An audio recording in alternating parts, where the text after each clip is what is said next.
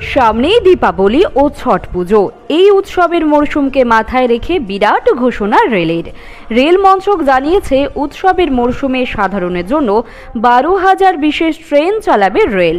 দীপাবলি ও ছট পুজোর সময় দেশ জুড়ে রেলে ভিড় বাড়ে। একই ছবি ফি বছরে। বেশিরভাগ মানুষ উৎসবের মরশুমে ঘরে ফেরেন কর্মক্ষেত্র থেকে। স্বাভাবিকভাবেই যাতায়াতের জন্য চাহিদা বাড়ে রেলের। যানজট কমানো এবং যাত্রীদের নিরাপদে এবং সময় মতো বাড়িতে পৌঁছানোর লক্ষ্যে ভারতীয় রেল এবার উৎসবের মরশুমে বিশেষ ব্যবস্থা নিয়েছে। দিল্লি থেকে গয়া বা মুজাফরপুর থেকে হায়দ্রাবাদ পর্যন্ত দেশ জুড়ে বাড়ানো হবে ট্রেন সংখ্যা।